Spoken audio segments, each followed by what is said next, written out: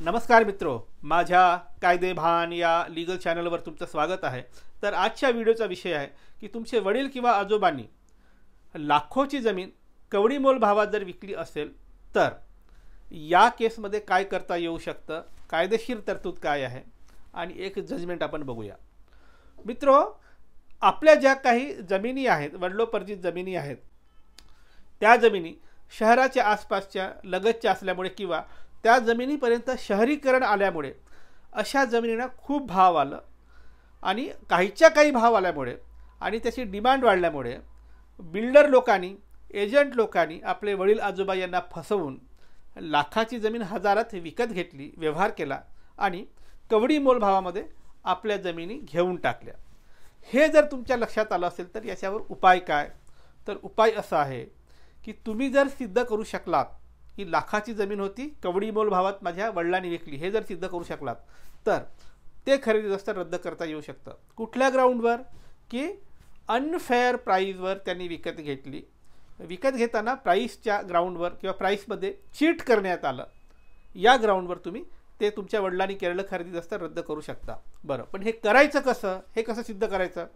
बघा, एखाद्या वर्षीच्या म्हणजे समजा एखाद्या वर्षीच्या मे महिन्यामध्ये तुमच्या वडिलांनी जमीन एखाद्याला विकली आणि तुमचं असं म्हणणं आहे की ती लाखाची जमीन होती, कवडी मोल भावात विकली, किंवा करोडची जमीन होती, फक्त लाखामध्ये विकली, असं काही झालं असं तुम्हाला वाटत असेल तर कोर्टात जायच्या आधी तुम्ही काय करायचं?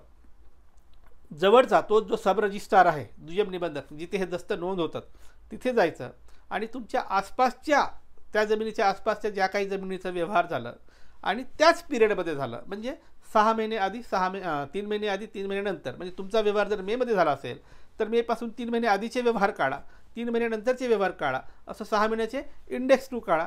इंडेक्स 2 मध्ये आसपासच्या जमिनीचा गट नंबर असतो, सर्वे नंबर असतो आणि कुठल्या रेटनी विकल्या गेले ते सुद्धा तिथे लिहिलं असतं। हे जर तुम्ही पुरावे म्हणून काढलात आणि तिथे जर सिद्ध होत असेल की त्याच पिरियडमध्ये आसपासच्या जमिनी ज्या विकल्या त्याचं करोडमध्ये भाव होतं आणि आमची जमीन लाखात विकली, असं जर त्या इंडेक्स 2 वर सिद्ध होत असेल तर हा एक खूप मोठा पुरावा आहे। कशासाठीचा पुरावा आहे? तुमच्या वडिलांना फसवून जे काही खरेदी विकत केलं त्याला रद्द करण्यासाठीचा इव्हिडन्स म्हणून हा पुरावा चालतो, हे इंडेक्स 2 चालतात। असे इंडेक्स 2 कलेक्ट केल्यानंतर तुम्ही जर सिद्ध करू शकता की खूप तफावत आहे तर मात्र या इंडेक्स 2च्या या डॉक्युमेंट्सच्या आधारे तुम्ही वडिलांनी जे काही खरेदी विकत केलं त्याला तुम्ही चॅलेंज करू शकता, कोर्टात सिव्हिल सूट दाखल करू शकता आणि सिव्हिल सूटमध्ये तुम्ही हे सगळं मांडून वडिलांनी केलेलं दस्त जे आहे ते अनफेअर प्राईजला विकण्यात गेलं, चीट करण्यात आलं, वडिलांची फसवणूक झाली, या ग्राउंडवर तुम्ही वडिलांनी केलेलं दस्त रद्द करू शकता आणि बिल्डर किंवा एजंट यांनी जे काही फ्रॉड केलं त्याला चॅलेंज करून आपली जमीन परत मिळवू शकता।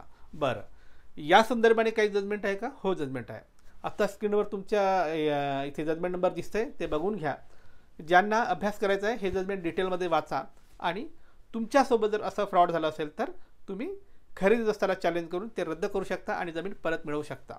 मित्र, ही होती माहिती की खूप कमी किमतीत, कवडी मोल किमतीत जर तुमच्या वडिलांनी जमीन विकली असेल तर ते कसं परत मिळवायचं या संदर्भाने कायदेशीर तरतूद आणि एक जजमेंट तुमच्यासाठी असंच मी कायद्याचे व्हिडिओ आणत राहीन। त्यासाठी कायदेभान पाहत राहा।